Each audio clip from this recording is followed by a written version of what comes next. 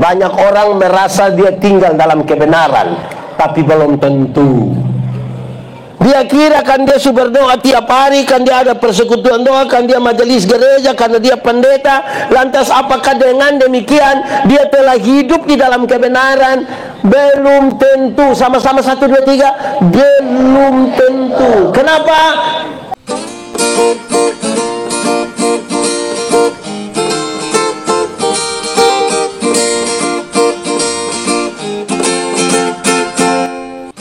Jemaat, ada 3 kata kunci yang akan kita belajar hari ini. Berapa?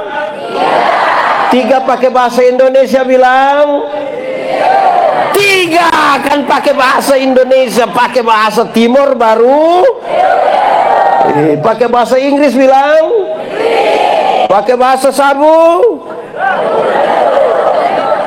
pakai bahasa roh, mulai tambah kacau. Baik, 3 kata kunci itu adalah hidup, alat, dan kebenaran. Sama-sama, hidup, alat, dan kebenaran. Baik, kita mulai. Yang pertama apa tadi? Jemaat, waktu dengar kata hidup, apa yang ada dalam pikiran saudara? Hidup. Apa yang saudara pikir kalau hidup? Hanya itu? Apa lagi? Anda sekolah minggu. Kalau bilang hidup, apa yang kamu pikir? Oke, mantap. Saya mau kasih tahu, jemaat, apakah hidup itu bernapas? Apakah hidup itu hari kurus sekarang gemuk? Apakah hidup itu hari rambut hitam sekarang putih merah? Hidup memang bilang begitu juga, tapi saya mau bilang pada saudara, dalam Alkitab hidup itu lebih besar dari sekedar makan, minum, bertumbuh, kurus, gemuk, dan lain sebagainya. Tapi dalam Alkitab dia mau kasih tahu, walaupun itu juga bagiannya, tapi dia mau bilang hidup itu adalah kesatuan hubungan dengan Tuhan. Sama-sama 1, 2, 3. Kesatuan hubungan dengan, karena ada orang bernapas, ada orang itu dia gemuk, ada orang itu bertumbuh, tapi tidak menyatu dengan,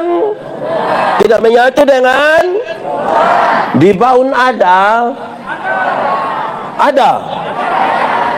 dia makan sei tapi dia tidak menyatu dengan Tuhan. Ada dia laki-laki atau perempuan? Hancurkan. Baik, jemaat, kisah tentang hidup itu dimulai dengan Tuhan menciptakan manusia dan menempatkan di Taman Firdaus.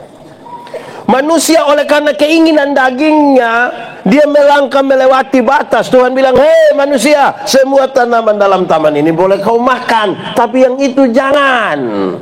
Waktu dia melangkah melewati batas, itulah dia mengalami dosa dan hidupnya sekarang bermasalah.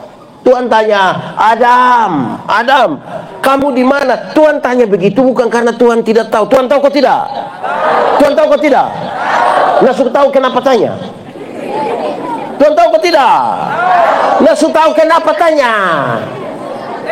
Waktu dia bilang, Adam, kamu di mana? Untung Adam tidak bilang, kamu nanya. Adam berani bilang begitu, Adam hancur, Bapak.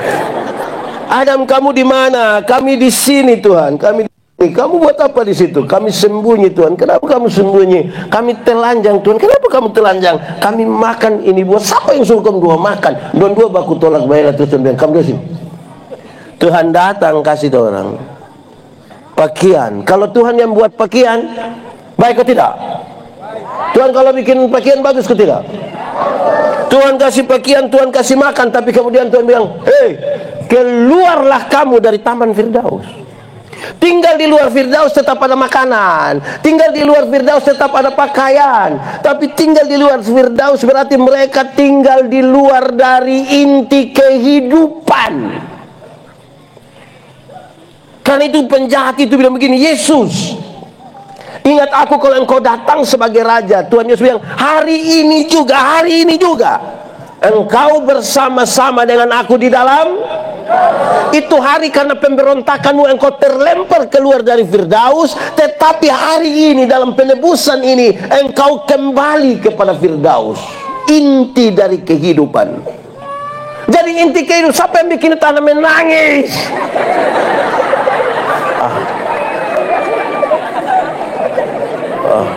Lanjut. Jadi inti kehidupan itu tidak pada pakaian, tidak juga pada maka. Untuk apa badan bagus-bagus, hidup kaya raya, makanan berlimpah, mati masuk neraka. Kurus-kurus, susah-susah, noe-noe, mati masuk surga. Mana yang baik? Mana yang baik? Mana yang baik? Dua-dua salah, tidak baik. Yang bagus itu badan bagus-bagus, pakaian ketat-ketat, hidup kaya raya, mati masuk. Tapi kita ini Tuhan Allah baru kasih kepercayaan sedikit langsung lupa Tuhan. Itu hari belum ada kios berdoa, Tuhan tolong kasih modal kok kita dapat kios satu. So ada kios hari Minggu tidak gereja. Tuhan baru kasih kios, ini belum kasih toko, baru kios. Itu hari belum dapat sapi berdoa, Tuhan tolong kok kita dapat sapi dulu Tuhan. Ini tetangga semua ada sapi, kita belum. Sudah dapat sapi, hari Minggu tidak ikut gereja. Terus pendeta bilang, kenapa tidak pergi? Tuhan suka kasih sapi tidak urus dan nanti Tuhan marah. Di Baun ada, di Maranatha ada, yang dia itu ada ikut ibadah sekarang. Dia pakai baju warna, mulai bertuduh sudah, bertuduh sudah. Jemaat, Tuhan baru kasih kepercayaan sedikit. Dia pun kulit baru lebih putih sedikit dari orang lain. Dia pun sombong, tidak ada dua. Betul. Di sini ada. Tunjuk. Hei, jemaat. Yang RT dia pun suami, tapi suruh panggil dia Mama RT. Lama-lama dia bikin kacau indah RT dong, gara-gara dia pun itu. Yang kepala sekolah dia pun suami, tapi suruh panggil dia Mama Kepse. Lama-lama dia tanda tangan rapor, kok bikin rusak ini dunia dong ini.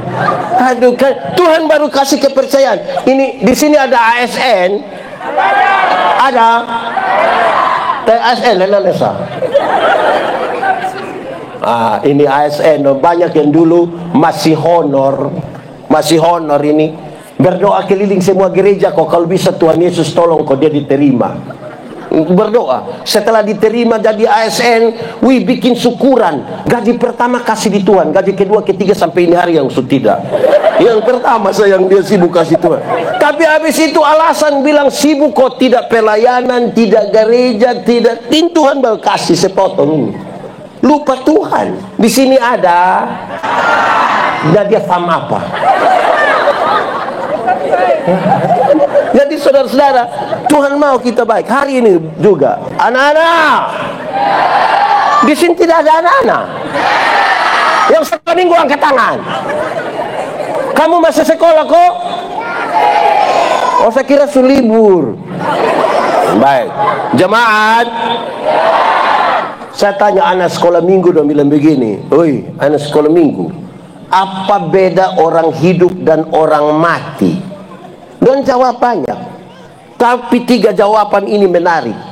Pertama dong bilang begini, Bapak, orang hidup itu bisa pergi gereja, tapi orang mati tidak bisa pergi. Betul? Memang betul tidak ada orang mati yang bisa pergi gereja. Siapa yang sumati hari Minggu kita belum kubur itu dia bilang, tolong bawa sapi Maranatha. Tidak. Orang mati tidak bisa pergi gereja. Amin. Tapi saudara tahu, saya kaget. Hei anak-anak, kamu omong yang betul kenapa pendeta? Jadi kamu mau bilang kamu pun bapak mama yang pemalas gereja itu dong sumati? Karena yang bisa pergi gereja itu yang hidup atau yang mati? Berarti yang pemalas gereja itu hidup atau mati? Kamu yang ngomong saya hanya tanya ini pendeta gemit dong, ini pendeta gemit dong. Kalau mau kubur orang mati, peti sudah di dalam kubur, dong bilang begini, kita akan memakamkan jenazah ini. Oh, malah melucu, lu suka ketawa. Gimana? Hati-hati. Kita akan memakamkan jenazah ini, sambil percaya pada kata-kata Tuhan Yesus. Tuhan Yesus berkata, akulah kebangkitan dan hidup.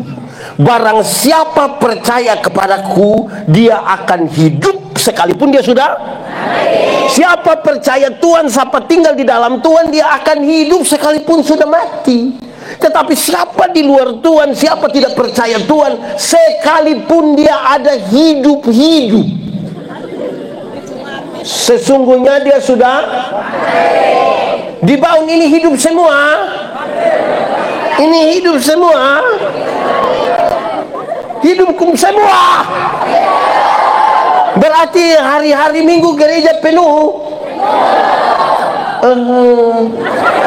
Eukit penuh. Saya mau tanya, jemaah, kenapa ini ibadah ini malam ini lebih banyak mama-mama? Ini dong mama janda semua. Ini mama janda semua. Bapak, ini kita repot itu. Dari anak sekolah minggu saya tahu, yang hidup bisa masuk gereja.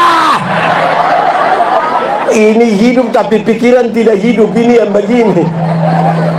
Yang hidup bisa masuk, yang mati yang tidak bisa pi. Kedua anak sekolah minggu yang begini, pendeta, orang hidup itu bisa makan, tapi orang mati tidak bisa makan. Betul? Betul? Memang betul, tidak ada orang mati yang bisa makan. Kalau orang mati bisa makan, siapa di antara kita yang dia keluarga mati, hari ketiga kita belum kubur, dia bilang, hai, bubur jubai. Tidak ada.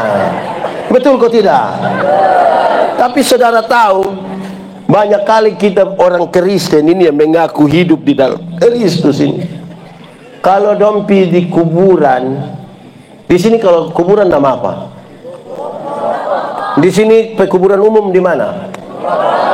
Tublopo. Oh, Tubropo. Beta Timur TTS na dia pakai L. Jemaat, ada orang pi kuburan ini kalau dia pun bapak mama biasa makan siripinan, dia bawa pinang satu rangke. Di sini ada.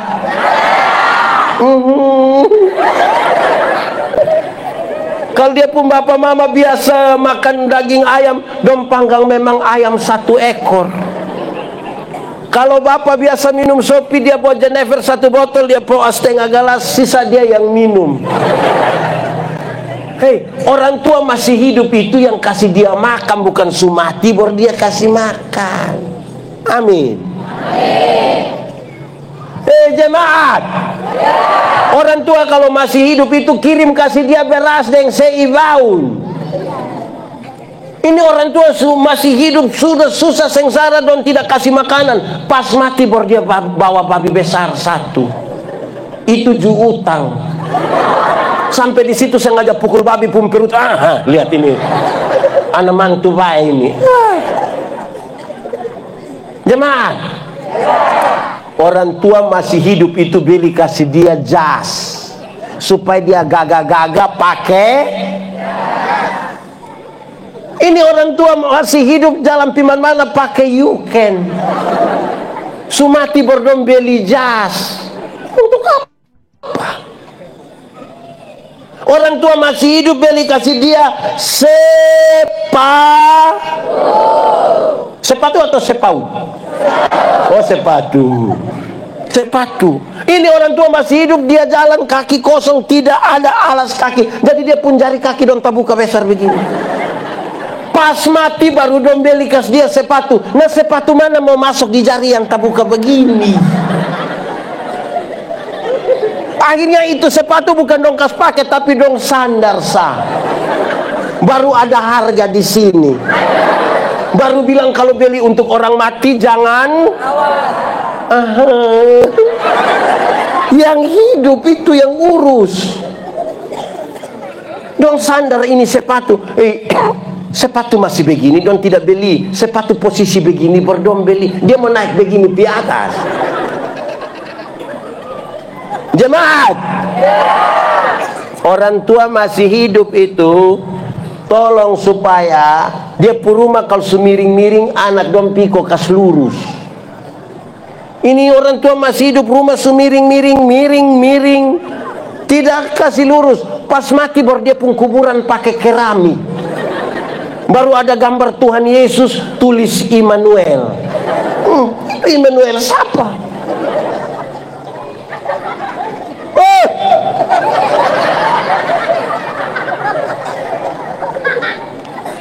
Orang tua masih, saya marah satu orang ini.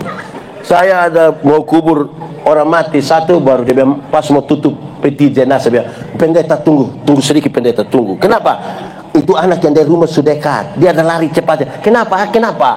Ada bawa waktu pun kacamata. Di surga tidak perlu kacamata. Yang di dunia ini yang jemaat.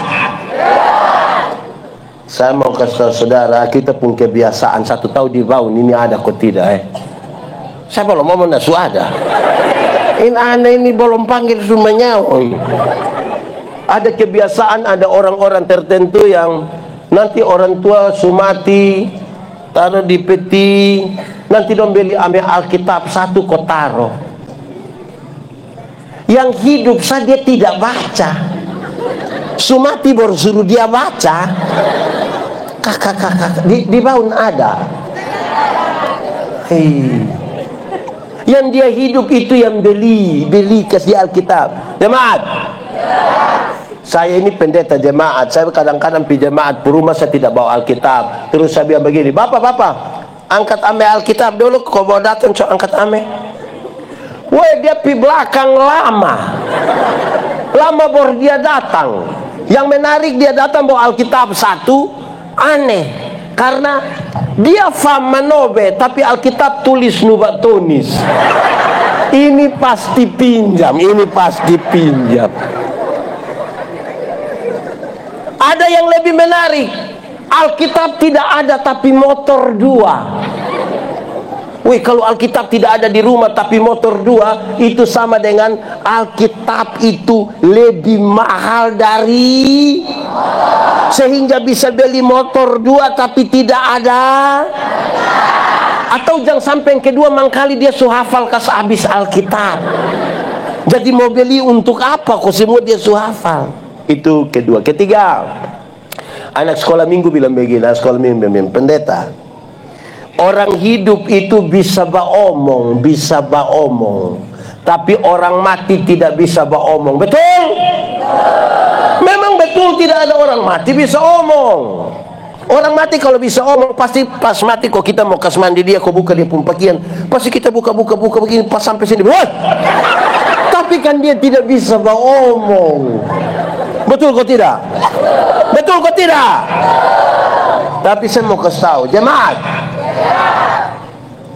saya keliling ini negeri terlalu banyak. Ada jemaat datang omong di saya bilang begini, pendeta, tadi malam nenek ada datang. Jadi saya tanya, siapa pun nenek? Kita pun nenek, bapak. Nenek tinggal di mana? Itu hari nenek tinggal di sini. Sekarang nenek sumati.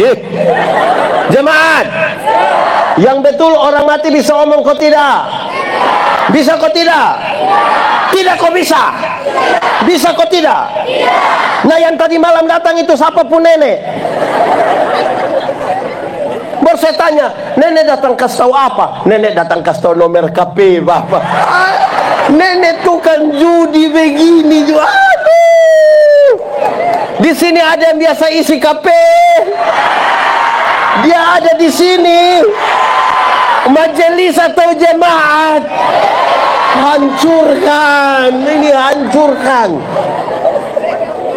Aduh. Aneh kita pun hidup. Yang hidup dan mati ini kalau kita tidak paham dengan baik, kita bisa repot. Atau yang lebih ringan saya mau kasih tahu, kalau orang hidup itu napa omong. Bapak mama kakak adik kalau bakal lahi ada tasalah nak cari kau omong, bilang ibu pendeta minta maaf, minta ampun. Ini hidup don tidak omong. Mati baru dia sengaja kok duduk dekat-dekat kok. Camat masuk dia sengaja sedih. Suruh diam-diam. Di sini ada bakalai kakak adik dengan ipar-ipar, dengan mama mantu, dan bapak mantu. Bapak mantu orang relasi. Yang hidup itu yang kita omong, bukan sumati. Saya paling emosi kalau kita pi kuburan kok pas sampai baru dia bilang Salam. Salam apa itu? Untung kau pas dia salam yang di dalam tidak bilang omong deng.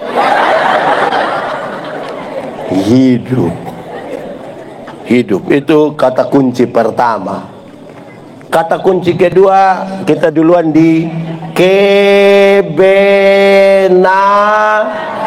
Ulang 1 2 3. Kebena. Jemaat. Ada dua kata dalam bahasa Indonesia, benar dan betul. Benar dan betul sama kok beda? Beda kok sama? Sama kok beda? Beda kok sama? Sama kok beda? Beda kok sama? Sama! Benar itu bisa berarti betul. Betul bisa berarti benar. Tapi dua kata yang sama ini sama-sama diberi awalan ke dan akhiran an. Benar akan jadi kebena, betul akan menjadi kebetul. Masih sama artinya? Beda. Kebenaran arti lain, kebetulan arti lain. Sekarang saya mau tanya, jemaat, kalau hari ini kita ikut ibadah di sini, kebenaran atau kebetulan?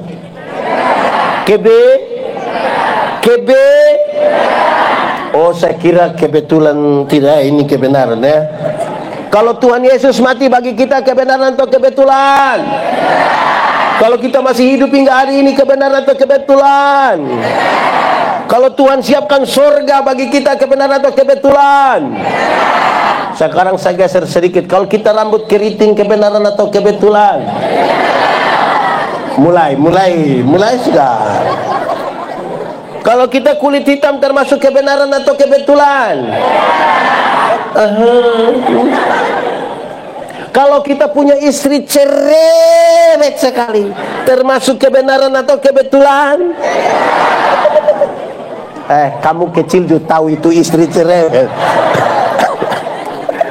Baik, jemaat, saya mau kasih tahu begini, dengar. Banyak orang merasa dia tinggal dalam kebenaran, tapi belum tentu. Dia kira kan dia berdoa tiap hari, kan dia ada persekutuan doa, kan dia majelis gereja, karena dia pendeta. Lantas apakah dengan demikian dia telah hidup di dalam kebenaran? Belum tentu. Sama-sama 1 2 3. Belum tentu. Kenapa? Karena dalam Alkitab kebenaran itu punya 3 dimensi. Kebenaran punya berapa dimensi? Berapa? 3 pakai bahasa Indonesia bilang? Pakai bahasa Baung bilang? Pakai bahasa Inggris bilang? Pakai bahasa Jawa bilang? Kebenaran punya 3 dimensi. 1, kebenaran itu berdimensi legal. Legalitas. Sama-sama. Legalitas. Apa itu legalitas? Ikut aturan. Semua bentuk pelanggaran terhadap aturan Tuhan tidak mau, Tuhan tidak setuju. Jemaat, tahu motor? Pernah naik motor? Siapa pun motor? Punya sendiri? Sulunas? Kalau kita naik motor, dengar, jemaat. Kalau kita naik motor ada SIM, ada STNK, lampu-lampu ada, kaca spion ada, pakai helm. Dorang operasi lalu lintas di Epura. Berani masuk? Berani. Gas. Tapi coba kalau SIM tidak ada, STNK tidak ada, lampu tidak ada, tidak pakai helm, operasi lalu lintas di Epura bisa pi? Bisa? Kenapa tidak berani? Kan kamu polisi toh. Kebenaran tuh punya dimensi legalitas, ikut aturan. Kalau pakai helm, SIM ada, STNK ada, lampu-lampu ada, kaca spion ada, dong operasi lalu lintas di Jayapura, kita masuk. Sampai sana polisi tidak tahan, kita putar kembali. Terus polisi bilang, kenapa putar kembali? Pak, tolong tilang saya. Ikut. Karena ikut aturan. Di sini ada yang tukang langgar aturan. Anak sekolah. Yang SMP di sini ada. Biasa sekolah jam berapa? Jam berapa? Kalau sekolah jam 7 terus kamu pergi setengah 7, kan cara jalan beda dengan terlambat toh? Kalau jam 7 kita pergi setengah 7 kan kita sampai selamat pagi, apa kabar? Kalau sebelum waktu toh. Tapi coba kalau sekolah jam 7 bosan pi setengah 10, bisa pi dan pi shalom begitu. Itu cara jalan akan begini.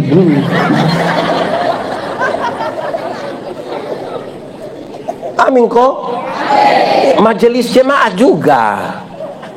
Kamu ini semua ini kalau ikut aturan paling orang Kristen mula-mula tekanan terhadap kekristenan berlangsung secara masif dan terstruktur, menyeluruh dan terstruktur, sistematis. Yang mereka buat benar saja orang bilang salah, apalagi kalau bikin salah. Jadi kebenaran punya dimensi legal. Kedua, kebenaran itu punya dimensi moral. Sama-sama 1, 2, 3. Moralitas. Sama-sama. Kebenaran itu bermoral. Moralitas itu apa? Kesatuan antara pikiran, perkataan, dan perbuatan. Kenapa? Karena tidak semua yang kelihatan baik itu dibangun di atas motivasi yang benar. Ingat, jemaat, tidak semua senyum tulus. Kita bisa datang, kita bilang shalom, dan bilang shalom, kita sudah lewat baru separuh. Kelihatan baik. Makanya Paulus bilang, apapun juga yang kamu perbuatlah dengan segenap hatimu seperti untuk dan bukan untuk. Orang tanya saya, "Hoi, pendeta, khotbah yang baik itu yang karmana?" Saya lupa maksud. Khotbah yang baik itu tulis atau tidak tulis, berapi-api atau berair-air. Saya bilang, khotbah yang baik itu bukan soal tulis atau tidak tulis, bukan soal berapi-api atau berair-air. Khotbah yang baik itu omong karmana, bikin karmana. Kan omong karmana bikin begitu. Jangan omong lain. Ada yang bukan sekedar omong lain bikin lain, ada yang malah pikir lain, omong lain bikin lain. Hasilnya kelainan. Jadi saudara kalau ketemu orang kelainan itu kan tidak lurus, otak pilihan tanpa, omong pilihan tanpa, tindakan pilihan tanpa. Di baun ada.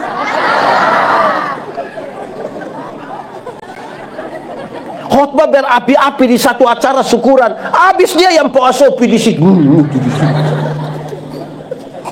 Kebenaran itu bermoral.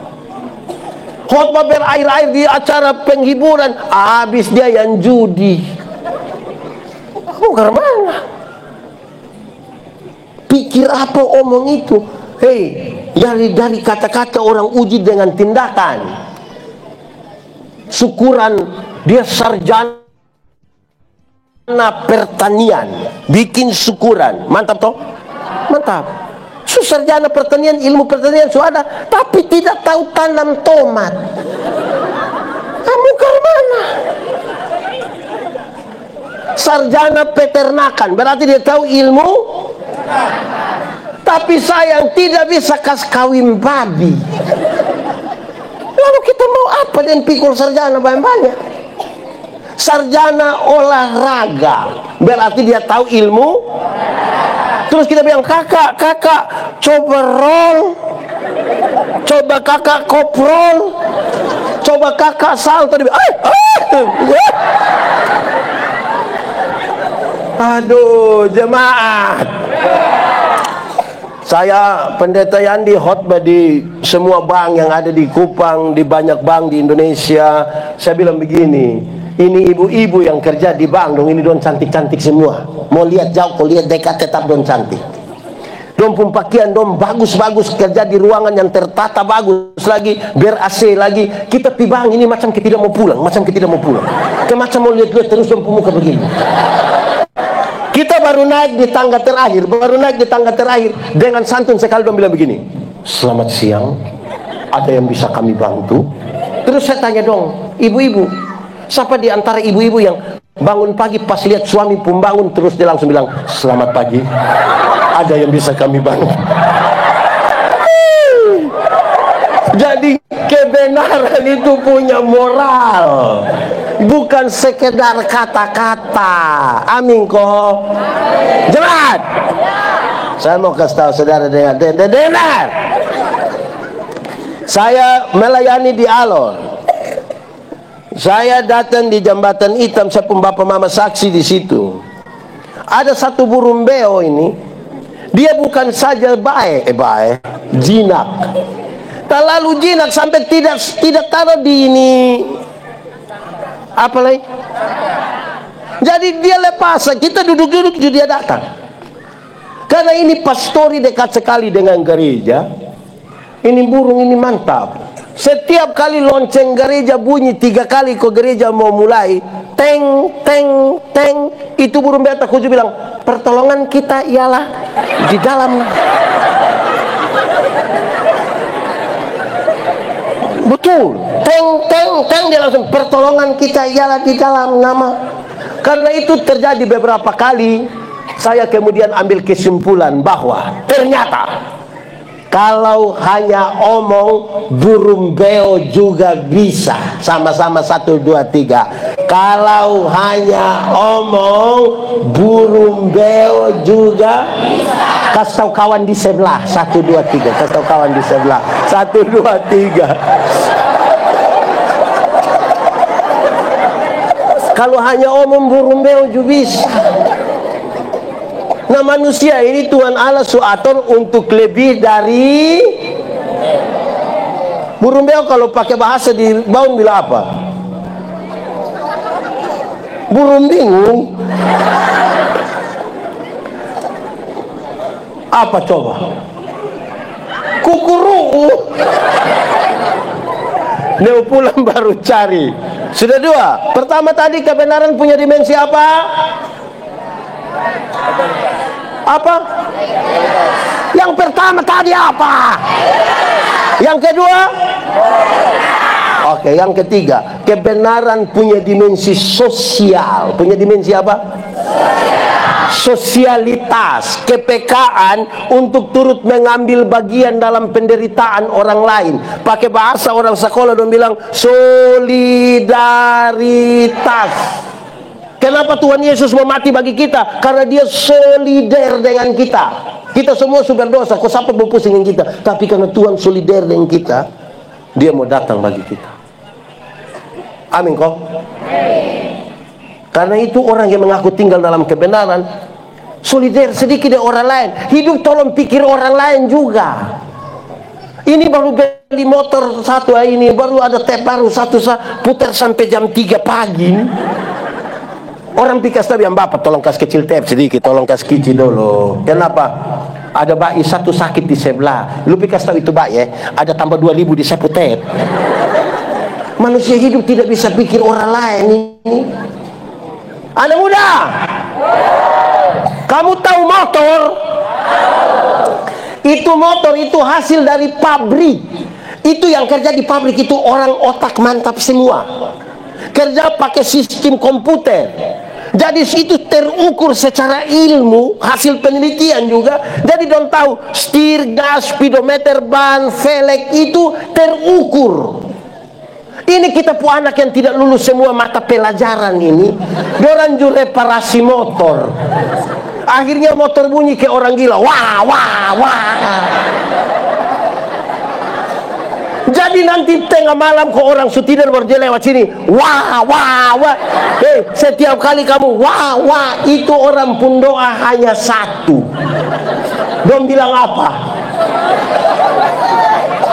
So mati baik. Banyak orang tua ada pikir kok kita hidup selamat, sukses, sejahtera hanya gara-gara bodoh kok bilang wah wah wah itu. Orang doa bilang so mati. Jadi hidup itu tolong solider dengan orang lain. Amin kok. Jemaat, tidak ada orang hidup untuk dirinya sendiri. Tidak ada. Sejak awal Tuhan suator manusia itu hidup secara sosial, berinteraksi sosial, supaya manusia membutuhkan orang lain. Jemaat, kita ada nama kok tidak? Nah, kita pun nama itu untuk siapa coba? Untuk kita dan orang lain. Karena tidak ada orang memanggil namanya sendiri. Siapa yang pas mau makan dia panggil dia pun nama, yang di makan. Kan tidak ada. Kita pun nama ini supaya orang lain panggil. Betul kok tidak? Jemaat, kita makan ini untuk siapa coba? Untuk kita dan orang lain. Bagaimana pendeta kita bisa makan untuk dengar? Istri kalau sakit, kita suami bilang, mama makan. Dia bilang, tidak bisa. Mama makan. Mulut pahit Mama makan. Nanti kalau dia tidak mau, kok kami sudah tidak ada kalimat lagi, kami bilang, mama makan teh anak-anak udah masih kecil.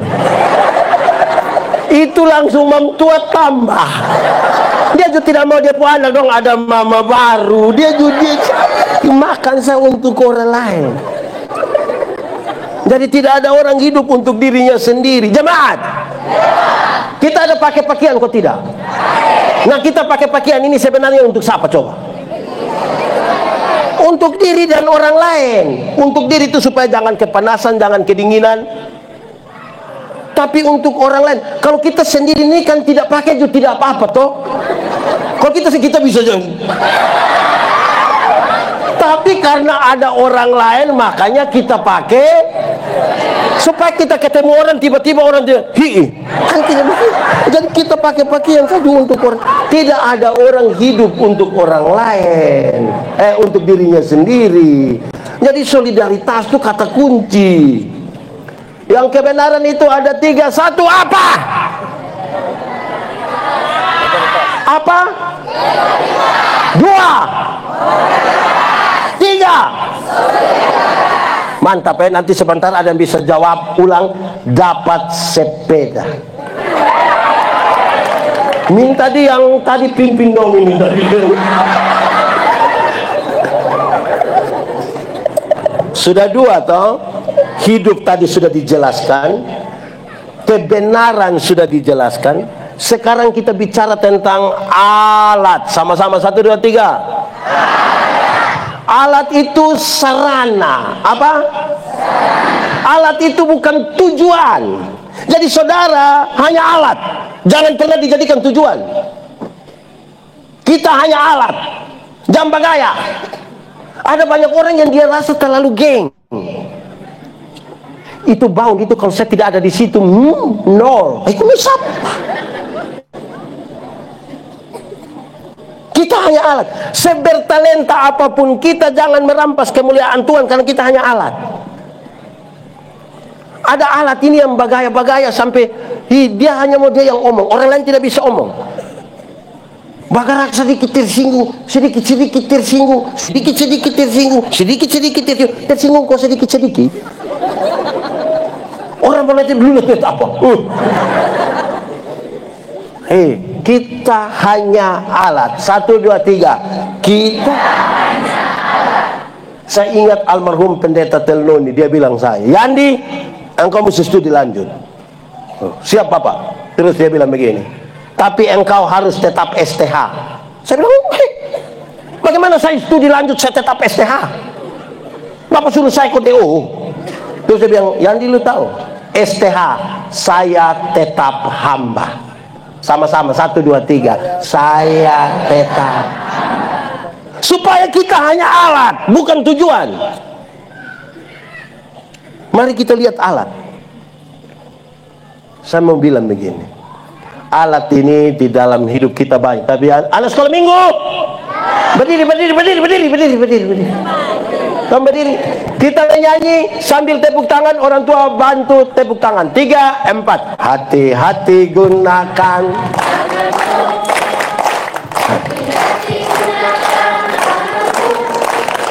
Karena hati-hati. Ulang lebih kuat. 3, 4. Hati-hati gunakan. Hati-hati gunakan. Karena apa?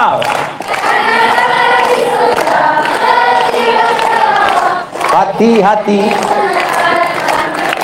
Oke, duduk semua. Duduk sudah. Dengar, jemaat. Kalau tahu ini lagu pulang menyanyi, sebut dari ujung kaki sampai ujung kepala, bahwa yang kita lakukan selain tangan, mulut, kaki itu Tuhan Allah ada lihat kita alat betul atau alat tidak betul. Sekarang pendeta akan mengucapkan 1-2 alat lain kamu pulang baru kamu bikin. 1, mulut. Ada mulut. Ini mulut ini kan kita mau pakai untuk kebenarannya. Tuhan Allah cipta manusia ada berapa mata? Berapa telinga? Berapa mulut? Ulang, berapa mata? Berapa telinga? Berapa mulut? Dia pun maksud banyak. Salah satunya adalah lihat 2 kali, dengar 2 kali, omong berapa kali?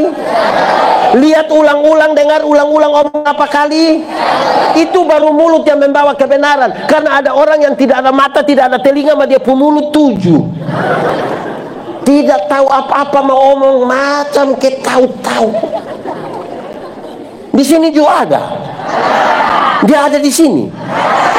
Coba lihat dia. Kenapa semua lihat saya? Karena itu ini mulut ini lebih baik kalau tidak tahu apa-apa, tidak usah omong. Amin kok.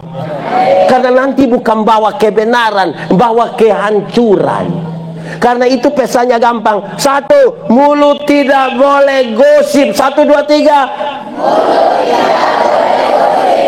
Di sini ada tukang gosip. Siapa pumama? Angkat tangan. Saya punya potongan video 1 beredar cukup luas. Ketika saya bilang begini, dong potong, dong bagikan, ada orang yang ambil saya punya bunyi suara pakai dia punya mulut. Saya bilang begini, orang yang biasa omong orang itu dia biasa datang ucapkan 2 kalimat awal yang mantap. 1, dia datang dia langsung bilang begini, sudengar kau balom. Kalau dia semula yang sudengar kau balom, nanti latihan paduan suara tidak jadi. Itu kita hanya omong orang. Itu kalimat pertama. Kalimat kedua, kalau dia mau omong orang, dia datang langsung dia bilang begini, bukan kita mau omong orang, bukan kita mau omong, padahal nanti di sini ada yang begitu. Laki-laki atau perempuan? Dia pun nama siapa? Di mulut begitu. Kedua, mulut ini tidak boleh tipu. Sama-sama. Di sini ada tukang tipu. Jemaat, tipu boleh kok tidak?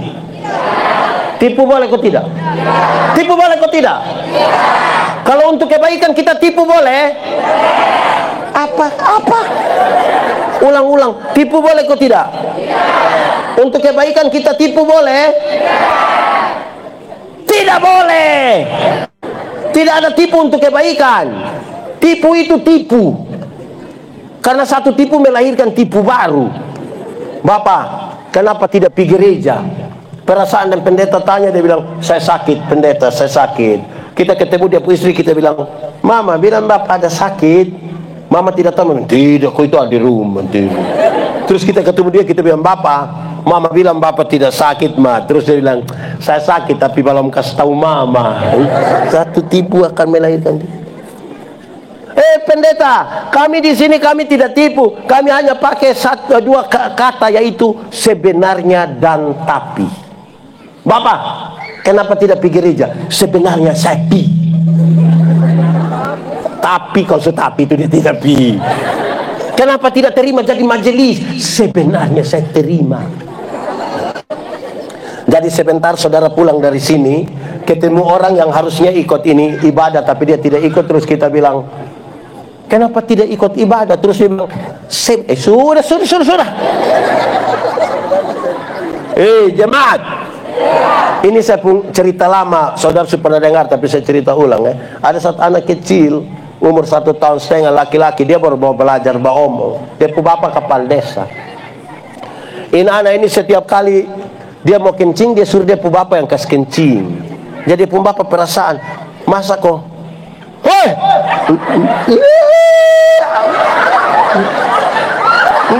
ini anak dong, ini orang, ini susah ini anak dong ini. Mesti tegur don dari kici-kici. Dia pun bapak tersinggung, tidak apa-apa, kasih tahu don. Supaya dia pun baik, bukan kita pun baik. Yang ada duduk dengar, saya belum tentu dengar sampai habis dan mengerti. Yang ikut sah, apalagi yang belari. Kasih tahu dong. Ulang lagi.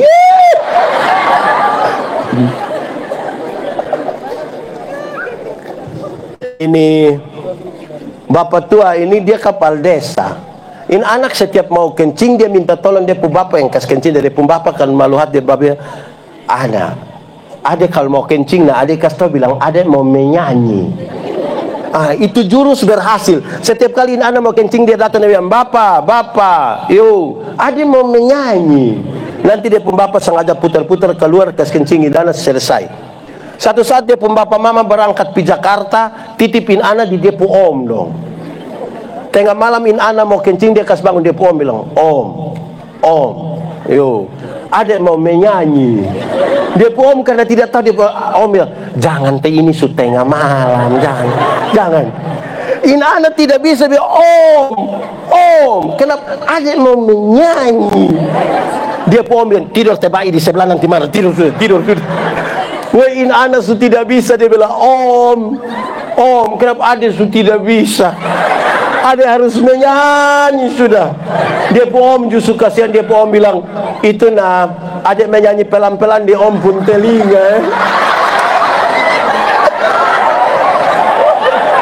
Ini anak bangun dia kencing di dia pun om pun telinga. Pertanyaannya, siapa yang salah? Om atau bapak? Bapak atau om? Om atau bapak? Bapak atau om? Kenapa bapak yang salah? Makanya kalau benar katakan, salah katakan, ya katakan, tidak katakan, menyanyi katakan, kencing katakan, berani engkau rubah sedikit, kan kasihan itu om toh. Mulut yang bawa kebenaran itu dia bicara yang benar, bukan tipu-tipu. Stop tipu-tipu. 1, 2, 3. Kasih tahu kawan di sebelah.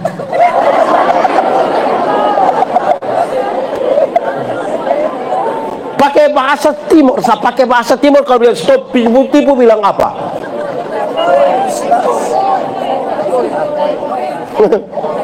Atur sudah. Ketiga kan tadi mulut jangan pakai gosip. Kedua, mulut jangan tipu. Ketiga, mulut ini jangan tukang bamaki.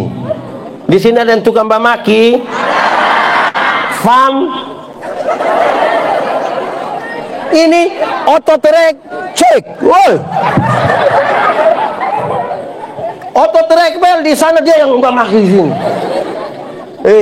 Maki ialah mengeluarkan barang-barang yang tidak perlu dikeluarkan. Itu barang dong diam-diam di situ omong dia supaya kenapa? Kalau ada anak kecil yang tadi baru belajar omong itu, dia bamaki tanpa kita setuju, kita masih bisa mengertikan, ini nanti tidak mengerti itu. Anak kecil itu misalnya, kalau dia mandi habis, biar dia tidak pakai apa-apa, dia pun bapak mama pun tamu ada, itu anak bisa keluar dia jalan begitu. Kan dia belum mengerti, betul kok tidak? Tapi coba dia pun bapak. Coba bab tua mandi habis begitu terus. Ibu-ibu wanita gemita ada latihan menyanyi baru bapak tua keluar bilang, hai besti. Jadi yang tukang bamaki dong berhenti sudah, stop, ini mulut mesti bawa yang benar. Amin kok. Stop bamaki, 1, 2, 3. Kasih tahu kawan di sebelah, 1, 2, 3. Berhenti. Anak muda, saya kasih tahu kamu 2 hal. 1, mulut tidak boleh pakai untuk membuli. Bully itu ke olok-olok orang, tidak boleh. Kita ini kadang-kadang karena berasa terlalu akrab, kita enak saya olok orang. Tagal kawan kulit hitam sedikit, kalau dia datang dia bilang salam, kita bilang suara ada tapi tahu dia pun orang di mana. Ini bully, ini dia pun nama bully. Tidak boleh itu. Berhenti, itu mulut tidak bawa benar, itu mulut tidak bawa benar. Ini dia pun kawan, ini orang tua aja satu, ini orang tua satu, ini orang tua. Anak tagal kulit hitam sedikit dia panggil, itu anak pun nama Johnny ko, Yandi ko, tapi dia bukan panggil Yandi ko, David ko, dia panggil bilang Black. Stop, sudah berhenti. Kalau dia rumah saja suka naolok begitu, dari mana coba? Ini orang tua dong, tagal dong pun pikir main gila.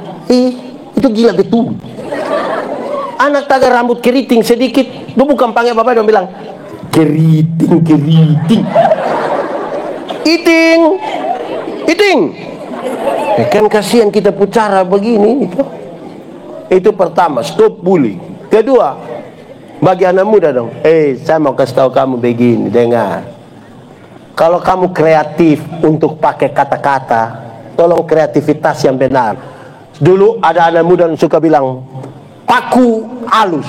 Dan saya mau cari tahu paku alus lenan ya. Ternyata saya baca di satu mikrolet di Kupang, dia pun kepanjangan.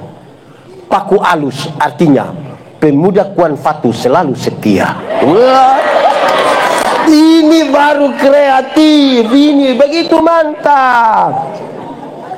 Ini kita pun anak dong. Tidak gereja, duduk minum sopi di situ, pendeta bilang, buat apa? Pendeta, ini perjamuan. Itu perjamuan bukan kata-kata makam puji di pinggir jalan. Perjamuan itu hasil refleksi paling tinggi dan paling dalam pengorbanan Tuhan Yesus bagi kita. Itu bukan pakai makam puji di pinggir jalan kau omong-omong, bukan. Datang dan berteduh diri di kaki Tuhan untuk kita lihat, Tuhan kita telah berdosa tapi Tuhan telah menebus kita. Bukan makam puji kok. Bagaya. Kreativitas itu harus diletakkan pada tempatnya untuk membawa yang benar, yang kebenaran yang tadi kita ada omong itu.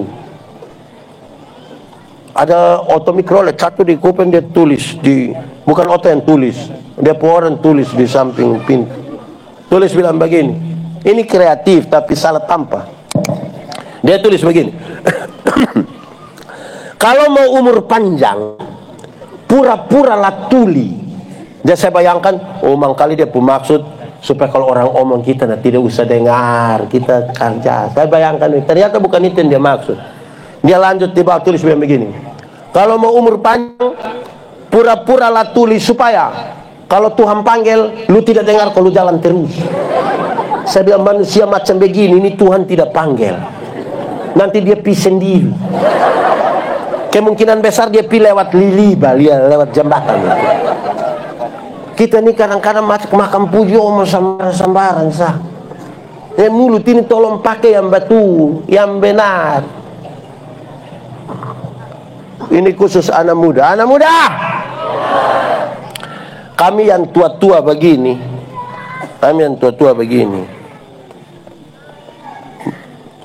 mari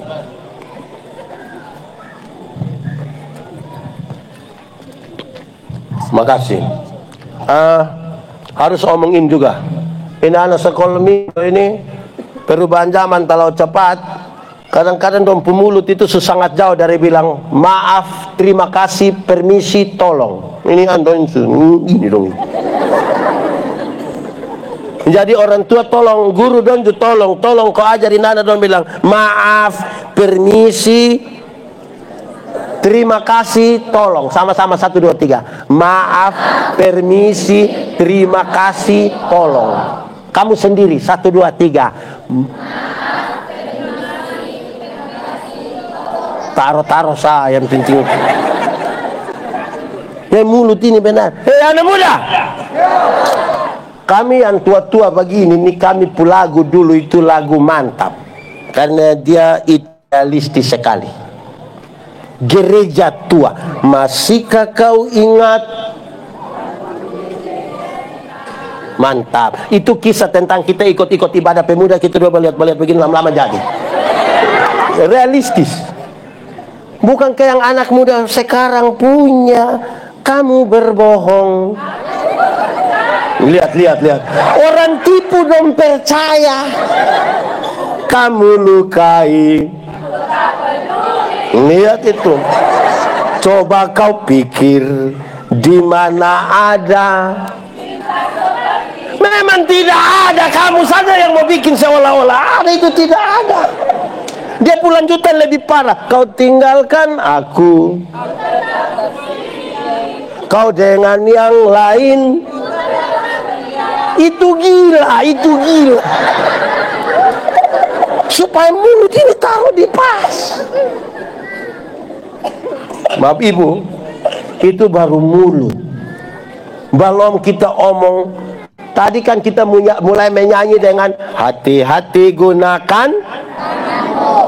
Sekarang zaman sumaju itu tangan dia bikin lebih kecil dan mesti hati-hati. Hati-hati gunakan jarimu. Ini yang begini-begini. Ini mesti hati-hati. Ini harus yang benar. Amin kok. Ada raja satu. Oh!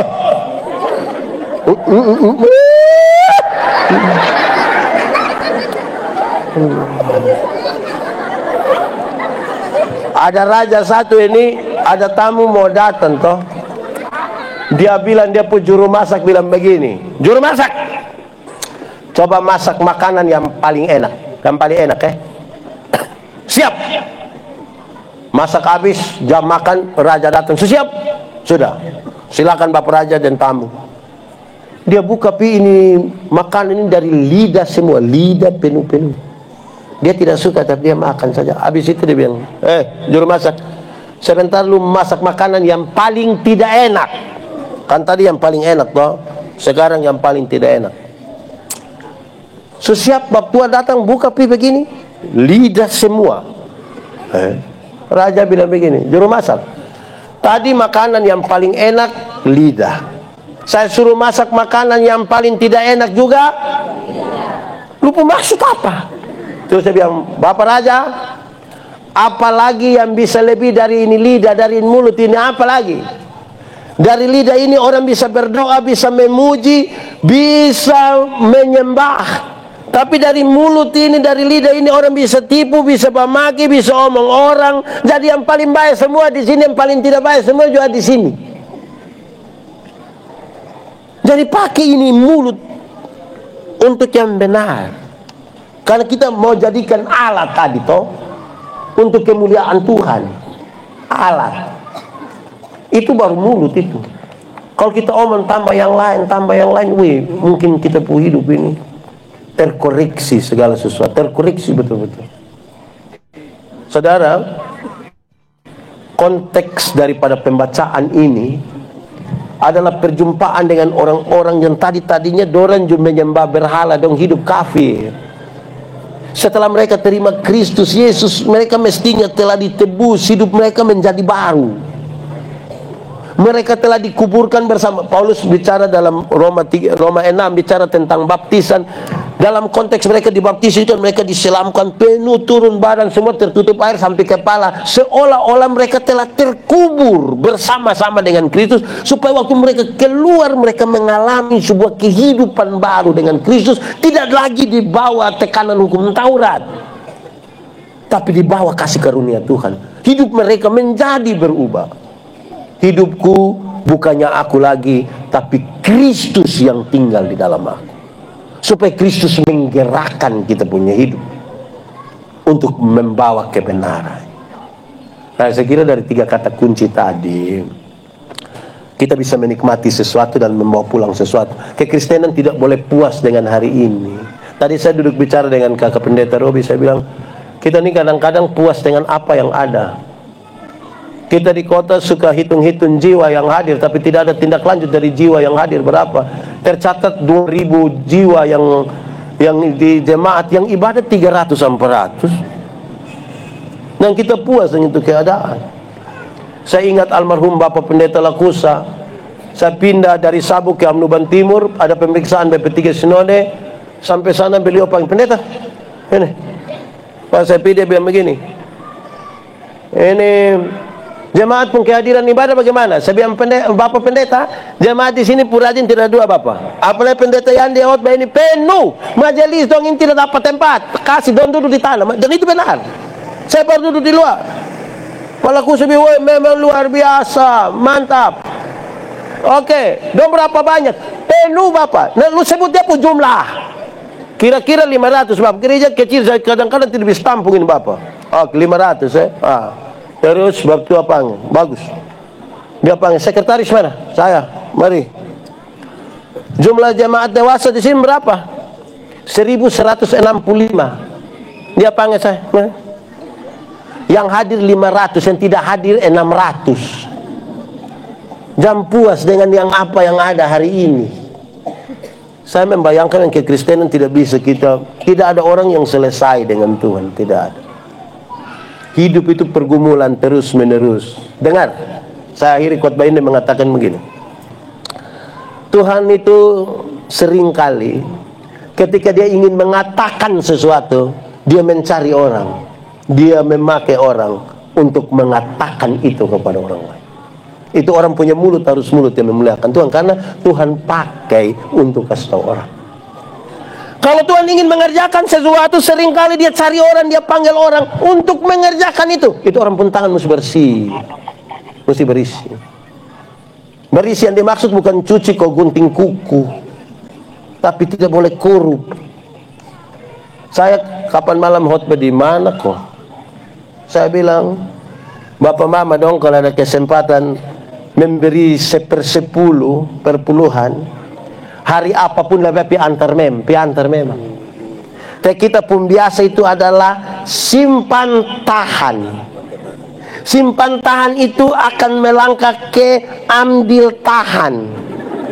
Ambil tahan itu akan naik ke pakai tahan. Dan kalau pakai tahan seringkali terjadi pemutihan. Jadi lebih baik intangan ini berisi. Tuhan ketika dia ingin menguatkan hati seseorang yang hancur, remuk, redam, seringkali dia cari orang dan dia pakai orang untuk memberikan pernyataan kekuatan itu. Ini mesti keluar dari orang yang alat-alatnya ini adalah alat yang tadi memenuhi itu 3 unsur kebenaran untuk sampaikan. Kalau tidak, kita ini hanya aktivitas rohani yang kuat. Pendeta Yandi pun jadwal-jadwal padat memati, yang sekarang sampai Januari 2025. Itu orang sibuk. Apakah sibuk melayani sama dengan betul-betul kita ada menyatakan sesuatu yang benar? Belum tentu. Kita mungkin hanya aktivis dari sebuah pelayanan. Sekarang dia menuntut lebih alat Hidup ini tadi saya sudah jelaskan, hidup itu apa? Dia bukan sekedar napas kan? Kesatuan dengan Tuhan. Supaya kita pakai ini hidup untuk kebenaran.